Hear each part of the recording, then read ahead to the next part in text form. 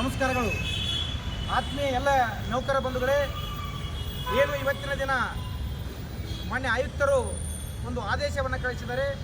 ಯಾವ ಕಾರ್ಯಾಲಯದಿಂದ ಆದೇಶವಾಗಿದೆಯೋ ಅದೇ ಕಾರ್ಯಾಲಯದಲ್ಲಿ ನಿಂತು ತಮಗೆ ಒಂದು ಸ್ಪಷ್ಟನೆಯನ್ನು ಕೊಡ್ತಾ ಇದ್ದೀವಿ. ಯಾರೂ ಕೂಡ ಎದೆಗುಂತಕ್ಕಂಥ ಅವಶ್ಯಕತೆ ಇಲ್ಲ. ಯಾಕಂದರೆ ಪ್ರಜಾಪ್ರಭುತ್ವ ವ್ಯವಸ್ಥೆಯಲ್ಲಿ ನ್ಯಾಯಯುತವಾದ ಬೇಡಿಕೆಗಳ ಬಗ್ಗೆ ಶಾಂತಿಯುತವಾದ ಹೋರಾಟವನ್ನು ಮಾಡ್ತಕ್ಕಂಥ RDPR ಕುಟುಂಬದ ತಾಳ್ಮೆಯ ಕಟ್ಟೆ ಒಡೆದಿದೆ.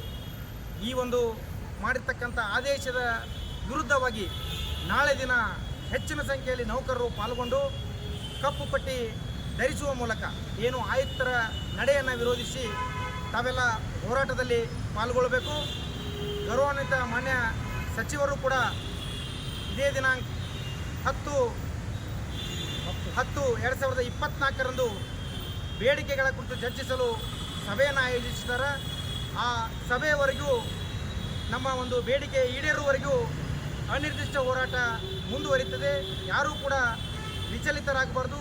ಎಲ್ಲ ವೃಂದ ಸಂಘಗಳ ರಾಜ್ಯಾಧ್ಯಕ್ಷರು ಕೂಡ ಇವತ್ತಿನ ದಿನ ನಾವು ಈ ಒಂದು ಆಯುಕ್ತಾಲಯ ಕಚೇರಿಯಲ್ಲಿಯೇ ಇದ್ದು ತಮಗೆ ಸಂದೇಶವನ್ನು ಕಳಿಸ್ತಾ ಇದ್ದೇವೆ. Thank you.